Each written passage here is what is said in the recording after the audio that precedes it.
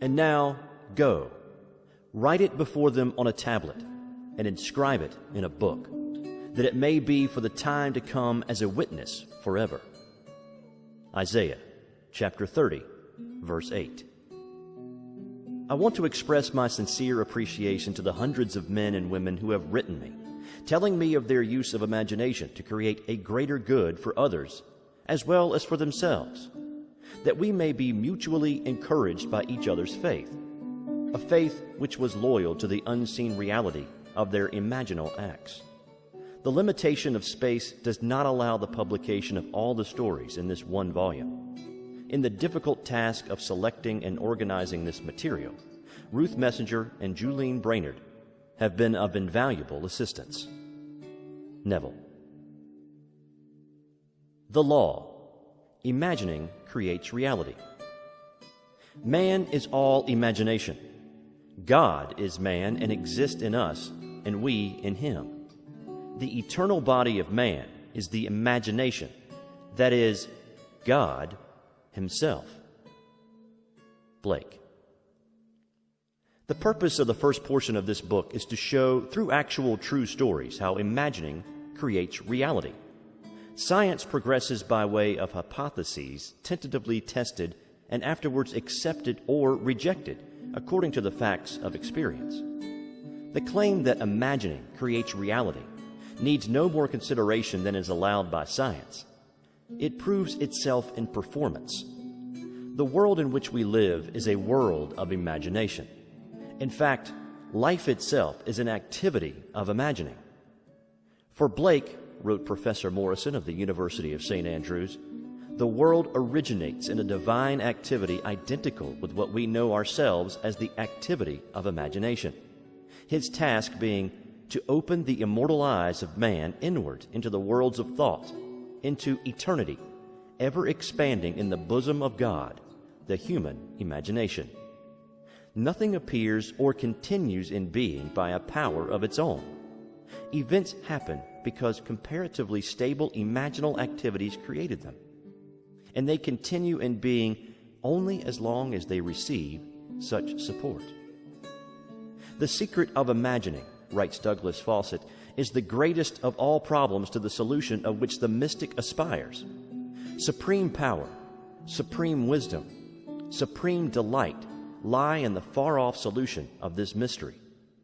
When man solves the mystery of imagining, he will have discovered the secret of causation, and that is, imagining creates reality. Therefore, the man who is aware of what he is imagining knows what he is creating, realizes more and more that the drama of life is imaginal, not physical. All activity is at bottom imaginal. An awakened imagination works with a purpose. It creates and conserves the desirable and transforms or destroys the undesirable. Divine imagining and human imagining are not two powers at all, rather one. The valid distinction which exists between the seeming two lies not in the substance with which they operate, but in the degree of intensity of the operant power itself. Acting at high tension, an imaginal act is an immediate objective fact. Keyed low, an imaginal act is realized in a time process. But whether imagination is keyed high or low, it is the ultimate, essentially non-objective reality from which objects are poured forth like sudden fancies. Hermann Kieserling, Count, The Travel Diary of a Philosopher. No object is independent of imagining on some level or levels. Everything in the world owes its character to imagination on one of its various levels. Objective reality, writes Fichte, is solely produced through imagination. Objects seem so independent of our perception of them that we incline to forget that they owe their origin to imagination. The world in which we live is a world of imagination, and man, through his imaginal activities, creates the realities and the circumstances of life. This he does either knowingly or unknowingly. Men pay too little attention to this priceless gift. the human imagination, and a gift is practically non-existent unless there is a conscious possession of it and a readiness to use it. All men possess the power to create reality, but this power sleeps as though dead when not consciously exercised. Men live in the very heart of creation, the human imagination, yet are no wiser for what takes place therein. The future will not be fundamentally different from the imaginal activities of man. Therefore, the individual who can summon at will whatever imaginal activity he pleases, and to whom the visions of his imagination are as real as the forms of nature, is master of his fate. The future is the imaginal activity of man in its creative march. Imagining is the creative power not only of the poet, the artist, the actor, and orator, but of the scientist, the inventor, the merchant, and the artisan. Its abuse in unrestrained, unlovely image-making is obvious, but its abuse in undue repression breeds a sterility which robs man of actual wealth of experience. Imagining novel solutions to ever more complex problems is far more noble than to run from problems. Life is the continual solution of a continuously synthetic problem. Imagining creates events. The world, created out of man's imagining, comprises unnumbered warring beliefs. Therefore, there can never be a perfectly stable or static state.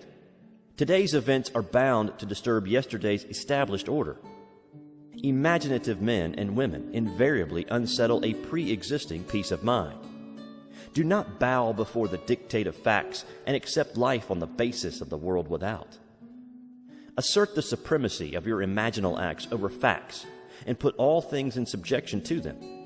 Hold fast to your ideal in your imagination. Nothing can take it from you but your failure to persist in imagining the ideal realized. Imagine only such states that are of value or promise well. To attempt to change circumstances before you change your imaginal activity is to struggle against the very nature of things. There can be no outer change until there is first an imaginal change. Everything you do, unaccompanied by an imaginal change, is but futile readjustment of surfaces. Imagining the wish fulfilled brings about a union with that state, and during that union, you behave in keeping with your imaginal change. This shows you that an imaginal change will result in a change of behavior.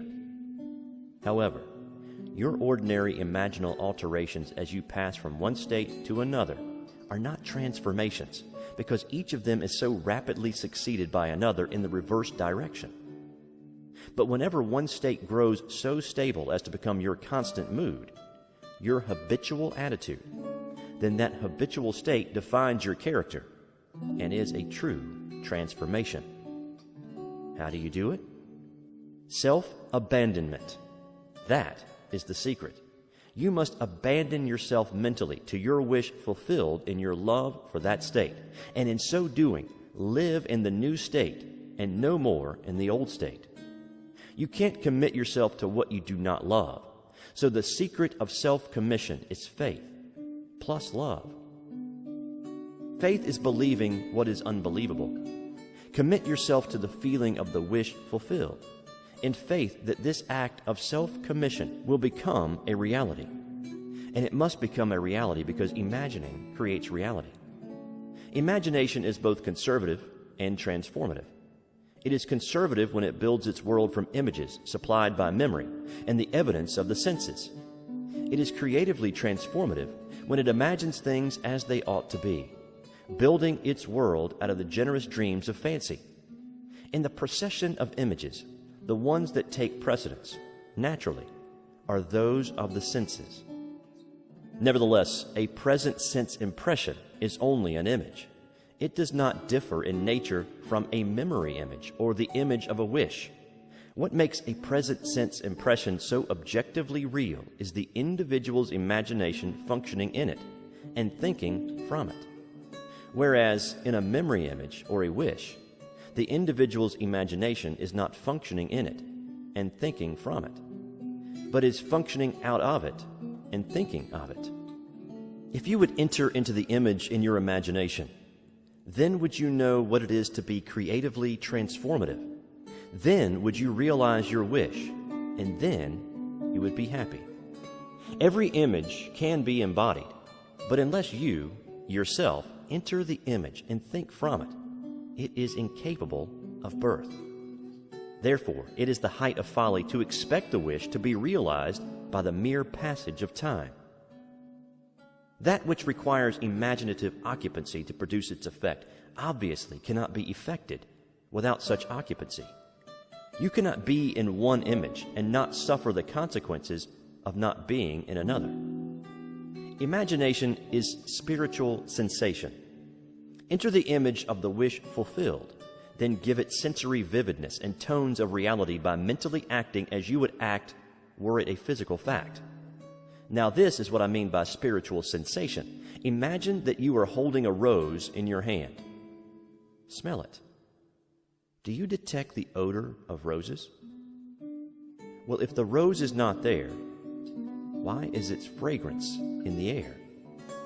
Through spiritual sensation, that is, through imaginal sight, sound, scent, taste, and touch, you can give to the image sensory vividness.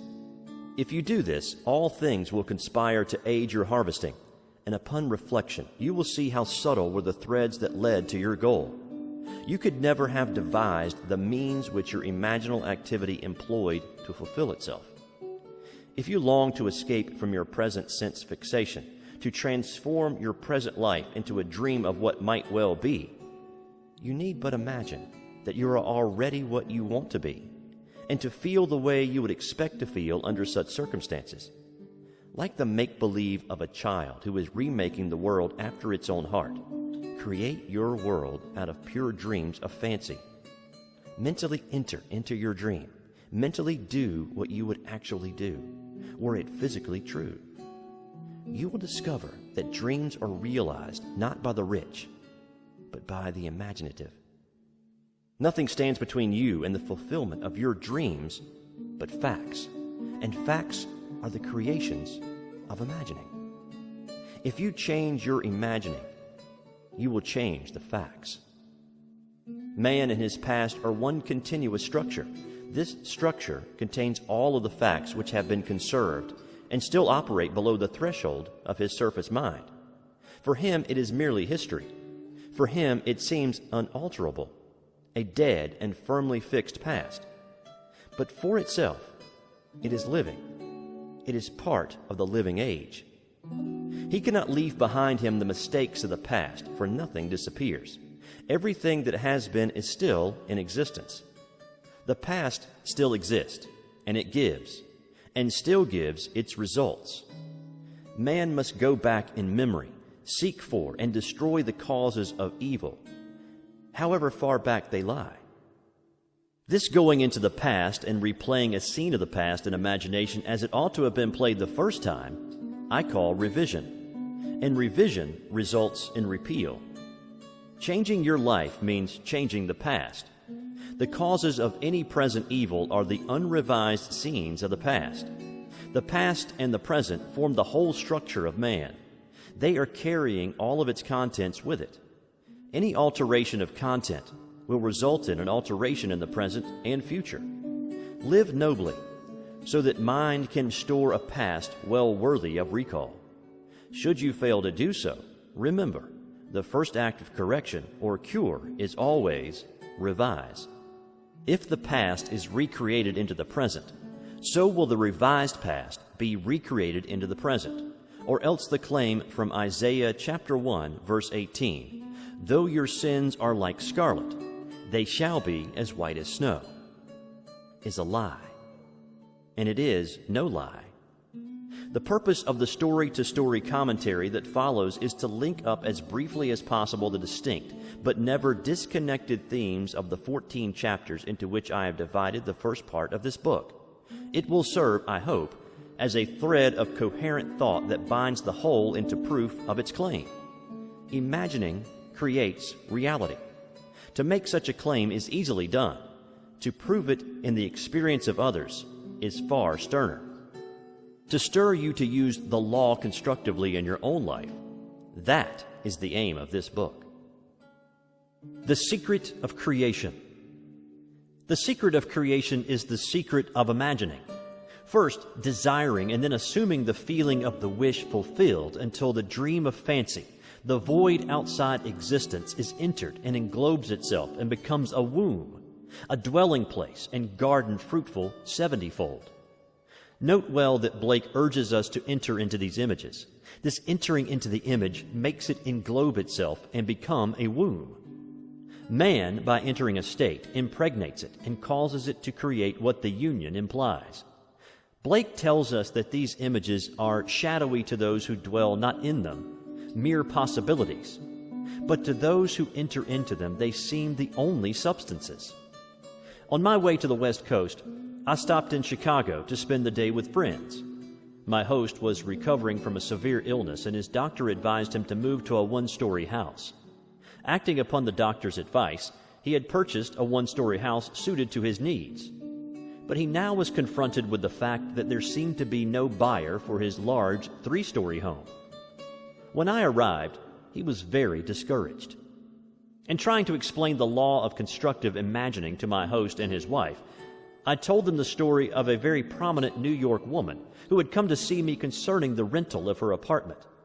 She maintained a lovely city apartment in a country home, but it was absolutely essential that she rent her apartment if she and her family were to spend the summer at their country home. Neville Goddard, The Power of Awareness, Chapter 23, Case Histories, 5. In previous years, the apartment had been rented without any difficulty early in the spring, but at the time she came to see me, the season for summer sublets was seemingly over. Although the apartment had been in the hands of good real estate agents, no one had seemed interested in renting it. I told her what to do in her imagination. She did it, and in less than 24 hours, her apartment was rented. I explained how she, by the constructive use of her imagination, had rented her apartment. At my suggestion, before she went to sleep that night in her apartment in the city, she imagined she was lying in her bed in her country home. In her imagination, she viewed the world from the country house rather than from the city apartment. She smelled the fresh country air. She made this so real that she actually drifted off to sleep feeling that she was in the country. That was on a Thursday night. At 9 o'clock the following Saturday morning, she phoned me from her country home and told me that on Friday a highly desirable tenant who met all of her requirements not only rented her apartment, but rented it on the one condition that he could move in that very day. I suggested to my friends that they build an imaginal structure, as this woman had done, and that was to sleep, imagining they were physically present in their new home, feeling they had sold their old home. I explained to them the wide difference between thinking of the image of their new house and thinking from the image of their new house. Thinking of it is a confession they are not in it. Thinking from it is proof that they are in it. Entering into the image would give substance to the image. Their physical occupancy of the new house would follow automatically. I explained that what the world looks like depends entirely on where man is when he makes his observation. And man, being all imagination, must be where he is in imagination.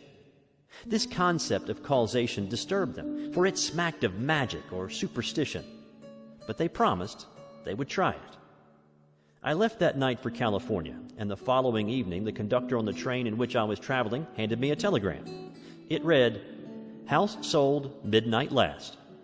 1 week later, they wrote and told me that the very night I left Chicago, they fell asleep physically in the old house, but mentally in the new, viewing the world from the new home, imagining how things would sound if this were true.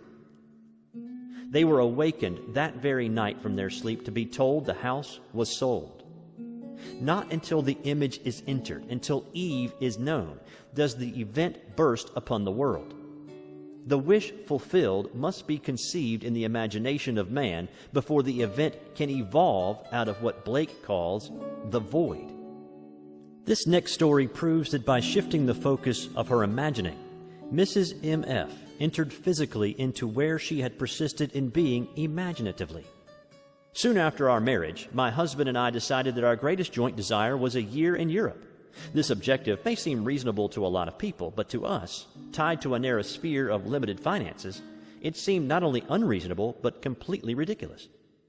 Europe might as well have been another planet, but I had heard your teaching, so I persisted in falling asleep in England. Why England necessarily? I cannot tell, except that I had seen a current motion picture featuring the area around Buckingham Palace and had promptly fallen in love with the scene. All I did in my imagination was to stand quietly outside the great iron gates and feel the cold metal bars grip tightly in my hands as I viewed the palace. For many, many nights I felt an intense joy at being there and fell asleep in this happy state. Soon after, my husband met a stranger at a party who, within 1 month, was instrumental in securing a teaching fellowship for him at a great university. Imagine my excitement when I heard the university was in England. Tied to a narrow sphere? Within another month, we were crossing the Atlantic, and our supposedly insurmountable difficulties melted as though they never existed. We had our year in Europe, one of the happiest years of my life. MF. What the world looks like depends entirely on where man is when he makes his observations. And man, being all imagination, must be where he is in imagination. Psalm 118, verse 22 says, "The stone which the builders rejected has become the chief cornerstone." That stone is imagining. I acquaint you with this secret and leave you to act or react. This is the famous stone that turneth all to gold. For that which God doth touch and own cannot for less be told. George Herbert, The Elixir. My home is old, but it is mine. I wanted the exterior painted and the interior redecorated, yet I had no money to accomplish either objective. You told us to live as though our desire is already a reality, and this I began to do, imagining my old house with a brand new coat of paint, new furnishings, new decoration, and all the trimmings. I walked in my imagination through the newly decorated rooms. I walked around the outside, admiring the fresh paint, and at the end of my imaginal act, I handed the contractor a check for payment in full. I entered this imaginal scene faithfully as often as I could during the day and each night before I fell asleep. Within 2 weeks, I received a registered letter from Lloyd's of London telling me I had inherited $7,000 from a woman I had never met. I had known her brother slightly almost 40 years before and had performed a small service 15 years ago for the lady when this brother had died in our country, and she had written to me asking for particulars regarding his death, which I was able to provide. I had not heard from her since that time. Now, here was the check for $7,000, more than enough to cover the cost of my house restoration, plus many, many other things I desired. ECA. He who does not imagine in stronger and better lineaments, and in stronger and better light than his perishing and mortal eye can see, does not imagine at all. Blake. Unless the individual imagines himself someone else or somewhere else, the present conditions and circumstances of his life will continue in being, and his problems recur. For all events renew themselves from his constant images. By him they were made. By him they continue in being, and by him they can cease to be. The secret of causation is in the assembled imagery. But a word of warning, the assemblage must have meaning. It must imply something, or it will not form the creative activity, the Word.